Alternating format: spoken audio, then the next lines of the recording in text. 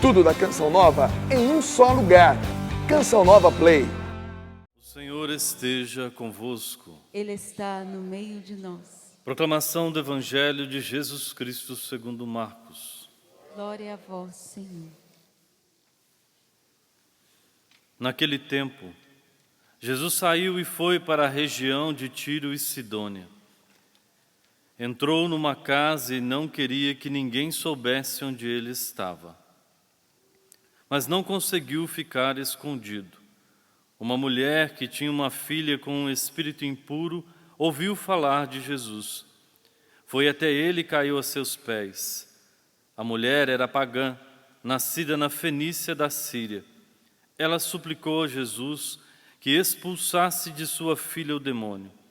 Jesus disse: deixa primeiro que os filhos fiquem saciados, porque não está certo tirar o pão dos filhos e jogá-lo aos cachorrinhos.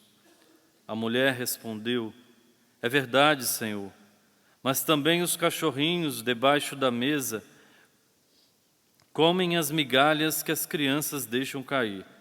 Então Jesus disse: por causa do que acabas de dizer, podes voltar para casa. O demônio já saiu de tua filha. Ela voltou para casa e encontrou sua filha deitada na cama, pois o demônio já havia saído dela. Palavra da salvação. Glória a vós, Senhor.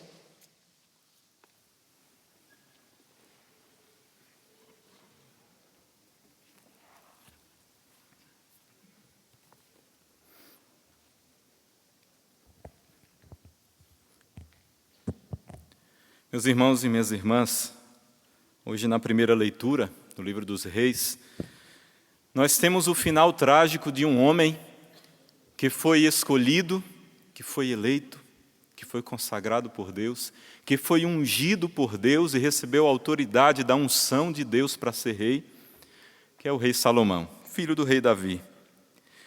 Inicialmente, Salomão foi fiel a tudo aquilo que o seu pai Davi ensinou. Ele foi fiel aos mandamentos de Deus, foi seguindo tudo aquilo que Deus pedia por meio do seu pai Davi, como conduzir o reino. E por isso ele recebeu de Deus uma sabedoria tão grande. E ele mesmo pediu, Deus ofereceu a ele o que ele quisesse. Ele poderia ter pedido tudo, riquezas e tudo mais, mas ele pediu sabedoria. Naquela passagem tão bonita dele pedindo a sabedoria a Deus, porque ele era jovem e ele queria ter a sabedoria do alto para julgar bem, para conduzir o povo. E até porque ele pediu sabedoria, Deus deu muitas riquezas a ele. Como ele não pediu riqueza, Deus deu a mais para ele. Salomão começou o seu reinado com sabedoria e praticando a justiça, ajudando os outros, julgando bem, conforme o mandamento de Deus. Também construiu um grande império que se tornou bem visto por todo o mundo conhecido ali.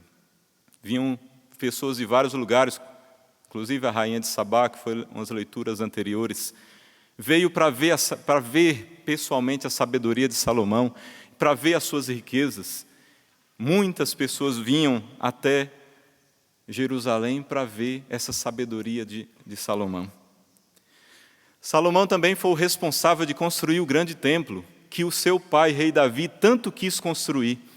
Ele que quis construir, Deus disse: não, você não vai construir.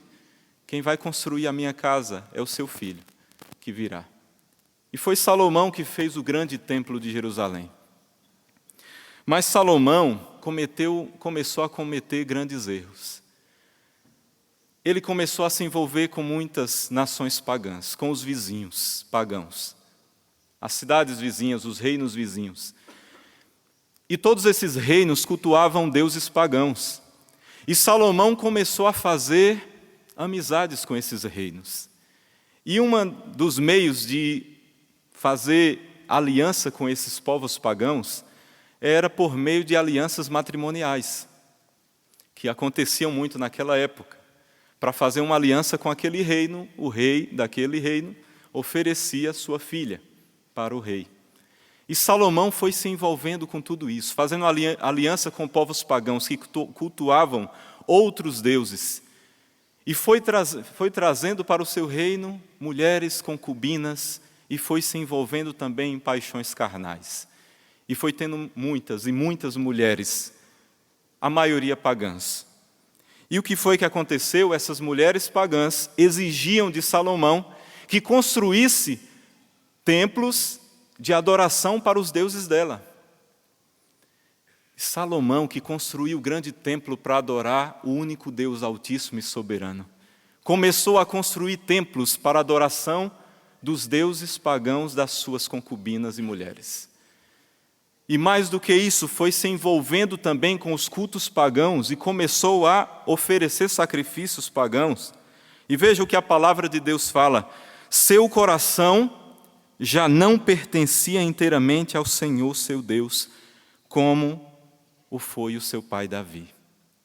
A palavra fala que o coração de Salomão não pertencia mais inteiramente a Deus. Por quê? Porque ele abriu tantas brechas para adorar povos pagãos, para construir casas e templos de adoração e de sacrifício para outros deuses. Veja, Salomão além de construir templos para deuses estrangeiros, cultuou Astarte, deusa dos Sidônios, a Melcom, ídolo dos Amonitas. Ele fez o que desagrada ao Senhor e não lhe foi fiel. Davi, que apesar dos seus pecados, o rei Davi, pai de Salomão, apesar de tantos pecados que ele cometeu, ele foi um homem fiel a Deus. Ele se voltou para Deus, ele se arrependeu, como aquele Salmo 50 tão magnífico, de um arrependimento tão grande por ter cometido o pecado. Ele se voltou para Deus. Mas Salomão fala, ele começou a fazer o que desagradava ao Senhor, começou a ser infiel a Deus. Construiu o santuário a Camos, ídolo de Moabe.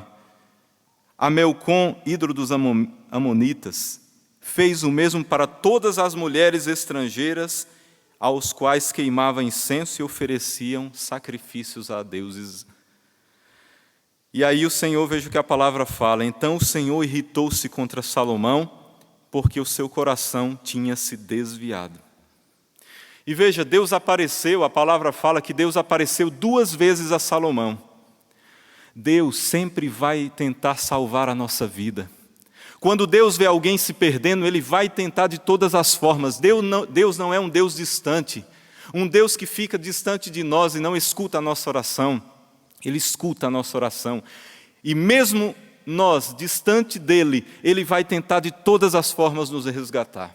Veja, Salomão, distante de Deus, construindo templos e adorando outros deuses, Deus apareceu 2 vezes para ele, para tentar convencê-lo, para tentar resgatá-lo, mas ele não obedeceu à ordem do Senhor, como diz a palavra. Veja, Deus apareceu ainda a ele, e ele se voltou contra Deus. Meus irmãos, quantas vezes Deus fala conosco e nós não escutamos a sua voz? Quantas vezes nós não conseguimos escutar a voz de Deus, perceber Deus falando, porque nós estamos imergidos em situações de pecado, distantes de Deus. E se torna ainda mais grave quando nós não queremos escutar a Deus. Muitas vezes nós não escutamos, porque estamos tão distantes, não conhecemos a voz de Deus. Mas muitas vezes, como Salomão, que apareceu a ele 2 vezes, e mesmo assim continuou infiel, muitas vezes Deus fala conosco, nós percebemos que é Ele falando, e mesmo assim nós não queremos escutar a sua voz. E insistimos em uma vida distante de Deus, e insistimos naquele pecado que está entranhado, que está nos amarrando.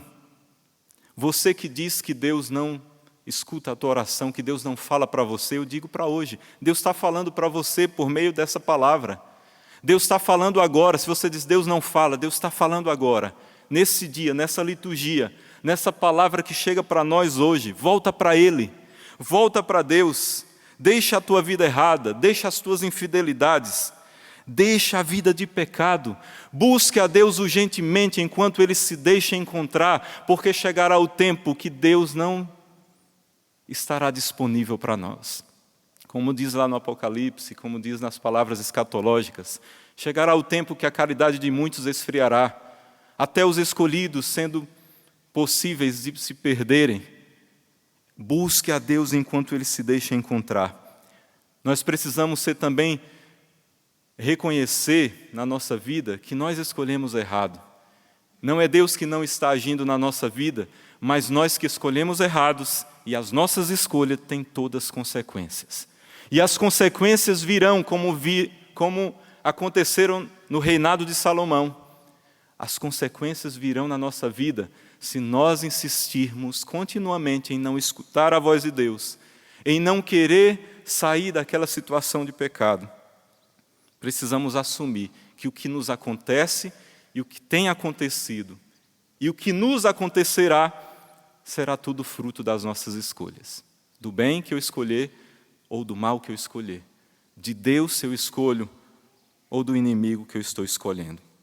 E veja, o Senhor disse a Salomão: já que procedesse assim, não guardasse a minha aliança, nem as leis que te prescrevi, vou tirar-te o reino e dar-te a um servo teu.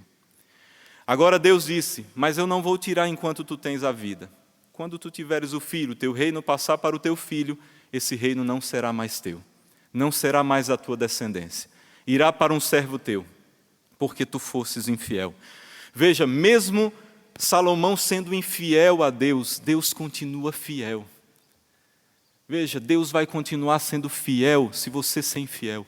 Deus vai continuar sendo amor para contigo, mesmo se você não demonstra amor para com Ele. Deus continuará sempre te oferecendo a misericórdia, mesmo se você não busca. Ele sempre estará ao teu alcance. Mas veja bem, se não formos fiéis, perderemos o que nos foi dado.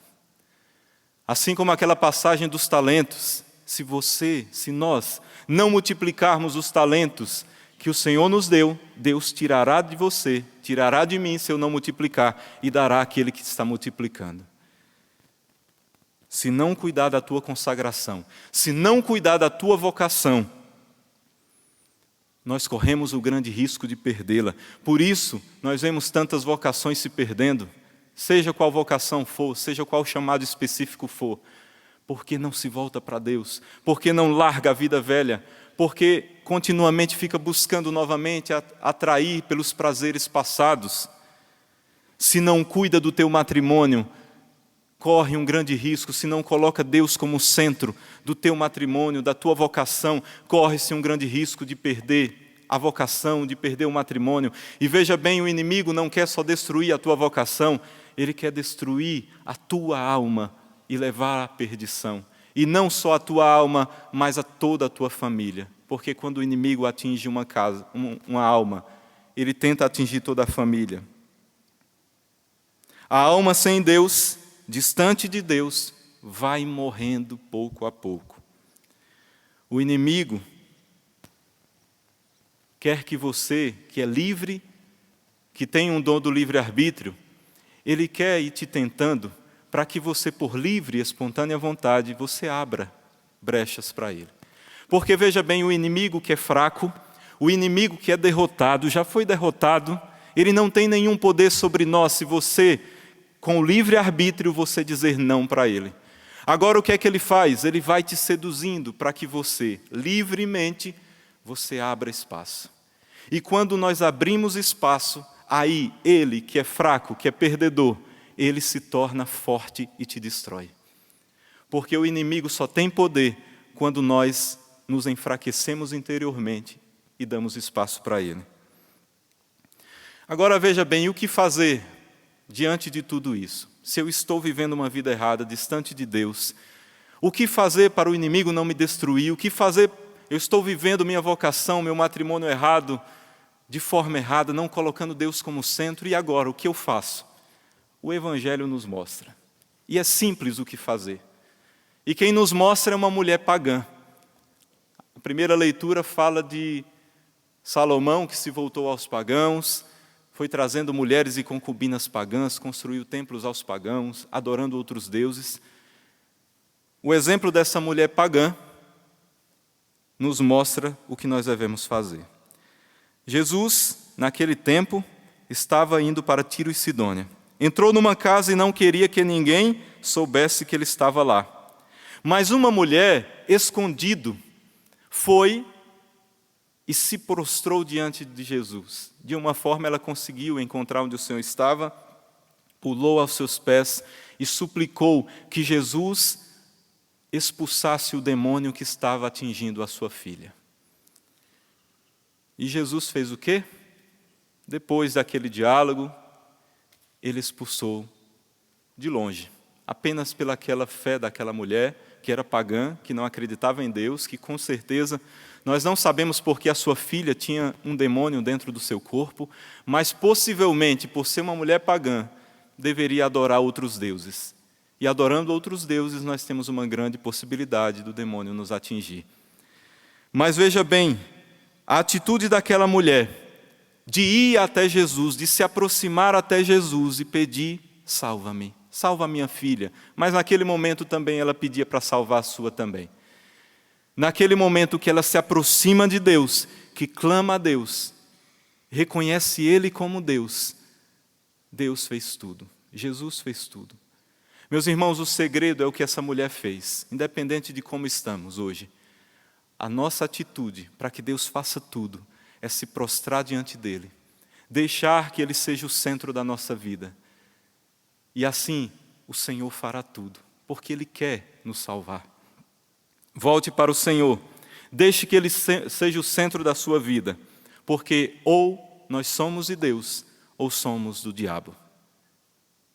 Ou nós somos mais que vencedores em Cristo, ou seremos fracos e derrotados como o demônio.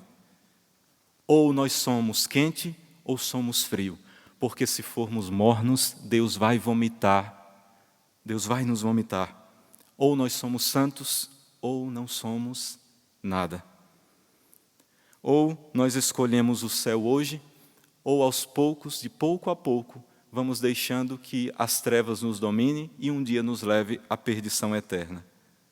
Todo mal será disperso da nossa vida se deixarmos Deus ser o centro, se proclamarmos o seu senhorio hoje na nossa vida. Deus não admite divisões. Lá em Deuteronômio 6:5 ele fala: amarás o Senhor teu Deus com todo o teu coração, com toda a tua alma e com todas as tuas forças. Deus não admite divisões. Divisão é do diabo. Diabo significa, o termo diabolo, divisor. Quem causa divisão é o diabo. Deus causa união. Deus não admite reino dividido. Ou nós somos dele, ou não somos dele. Decida-se hoje, meu irmão. Decida-se hoje pela igreja. Ou você é católico, ou não é católico. Se você é católico, mas busca tantas outras coisas, tantas outras doutrinas. Na tua casa tem livros de tanta coisa, de tantas doutrinas pagãs, de outras denominações que estão contrárias à lei de Deus. Ou você tem imagens, tem coisas de diversas outras entidades. Ou você é católico, ou você é cristão, ou você é de Deus, ou não é. Deus não habita na indecisão. Deus não habita na infidelidade. Deus não habita na divisão. Que hoje seja um dia para analisarmos a nossa vida.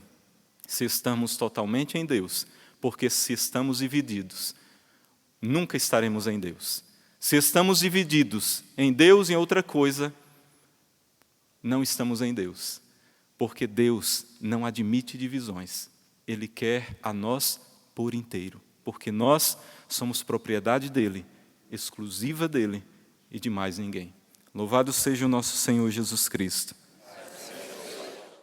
Tudo da Canção Nova em um só lugar. Canção Nova Play.